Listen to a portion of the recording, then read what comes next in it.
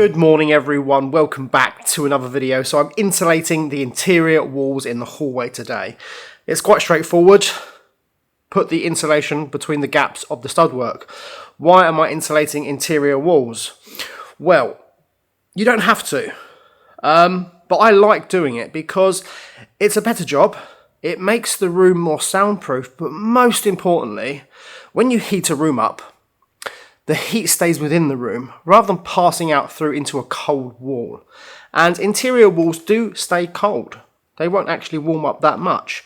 And the interior walls at this convent are over 1 metre thick. So, yeah, it's just down to efficiency. I think it's a false economy not to insulate your house, especially your interior walls. So, I've just got to crack on. Let's just get on with it.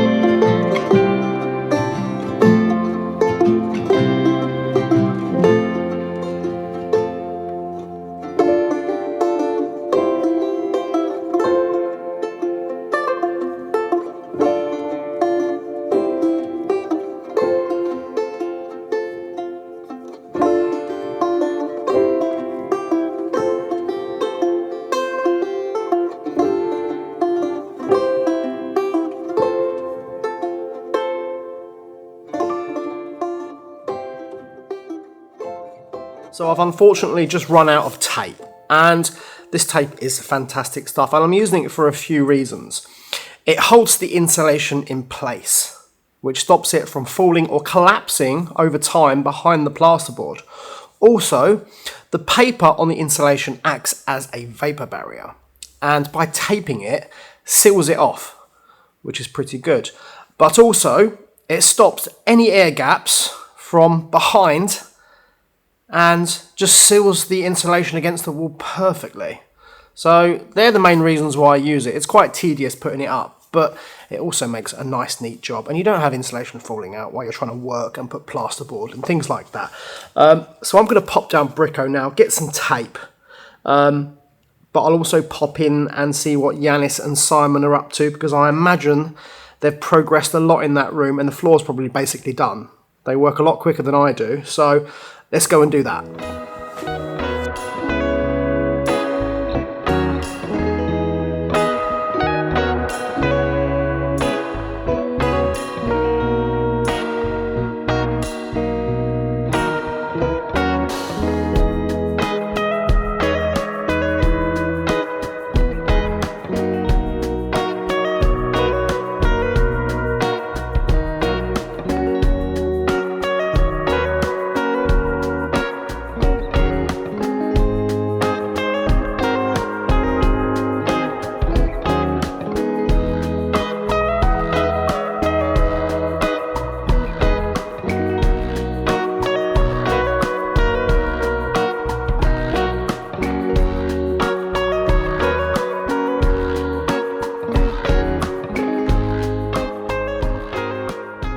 Simon, you and Yanis, of course, have done a fantastic job on that floor. I'm quite surprised how much you got in today.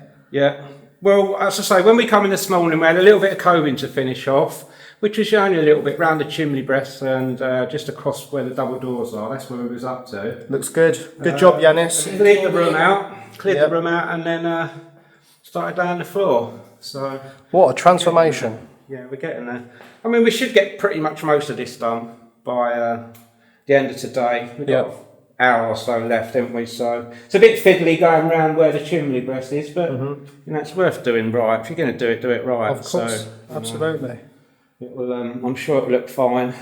And then, really, there's where Derek, your granddad filled all the bottom where the old tile skirting come off. We just got a little bit of sanding to do there, a little bit of paint, and then we can fit the skirting board. It's going to look really, really good. Yeah, I've not done the skirting board in the bedroom yet because we was waiting for the blade to come. So we started the coving. So when I do the skirting board in there, I'll just jump in there, do that all in the same. You know, at the same time. There's a big difference between that saw and the one that we use at the convent, isn't there? Yeah, there is a bit. Yeah, that one really growls. I think it needs a couple of new bearings in the motor. Yeah.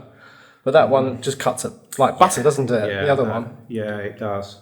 Yeah, I thought I'd just pop in and see what you're up to anyway, mate. Your eye's looking a bit better. Yeah, I mean, it doesn't hurt. No. You know, it feels bad. My hip's all right now as well. So a lot of people have kept asking about what happened to your eyeball. We did mention it, but Chateau Fight Club, wasn't it, mate? Well, yeah. No, it wasn't really. I'm not supposed to talk about Fight Club at the Chateau. No. Yeah, you had a fall, didn't you? Yeah, I mean, it was -5, wasn't it, that night? And really slippery. Yeah, because it's quite dark from the guest house to the actual chateau. When I walked across, I just went straight over on the side.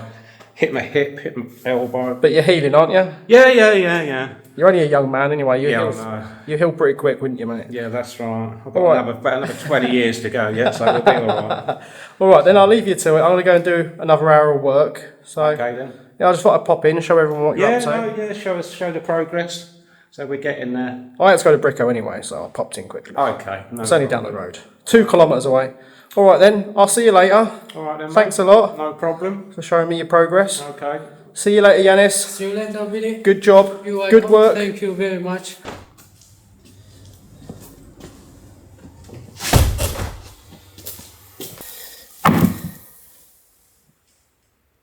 So I'm back from Bricko. I've got some more tape. I've been putting more up. It will take a little while. Anyway, this hole behind me, remember when I exposed it or discovered it? I believe it's probably an old original doorway. We're not going to use 2 doors into the kitchen. There may have been a service in and service out possibly at some point. It obviously wasn't a restaurant, but I don't know if that's always been a thing. People would go in one door and come out another. I have seen it, but I don't know if it applies to a convent kitchen, even though it would have been a huge kitchen. I don't know. But we're actually going to use this for a particular reason. Behind this wall is the range cooker, which runs on gas. We don't have a gas supply here at the convent. There probably is gas in the local town, but that would require digging up the courtyard, probably bringing it in from wherever. So what I'm going to do, I'm going to put a gas bottle in here. In fact, 2 gas bottles. The gas pipe already runs through the wall into the room. I've just got to get a safety isolator, and yeah, tomorrow or the day after, I'm going to break it open, put some more stud work in there, and then we'll probably have an oak door made for this, and we could probably have a piece of furniture up against it or something like that, just so it's not visible. So yeah, it's going to be a pretty good use of space. This was the carpenter's idea, and he said, do you want the gas bottle in the unit next to the range cooker, or do you want it somewhere else? And he suggested put it here, and I'll just have to put a small vent on the door. Yeah, it's going to be a pretty good use of space. Like I said, we can use those library display cabinets and other things in the hallway to display things that we found, and I don't know, not really turn it into a museum, but make it quite nice, something interesting as you walk in the room. Obviously we're going to need a huge chandelier like in the kitchen and things like that. So yeah, I'm going to crack on with some more taping.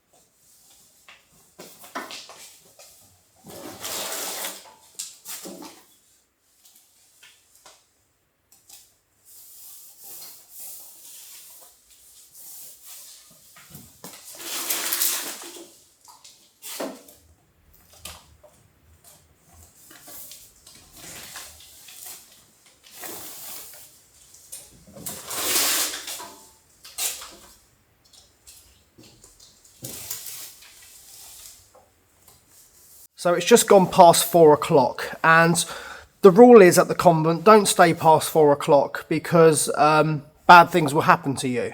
And this place is really spooky after dark. Ryan did stay here one night, and he will never stay here ever again.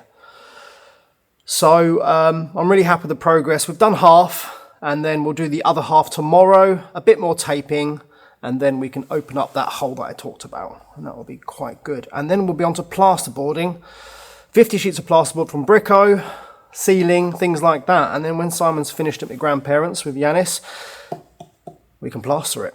So thanks for watching everyone, and I'll see you all tomorrow.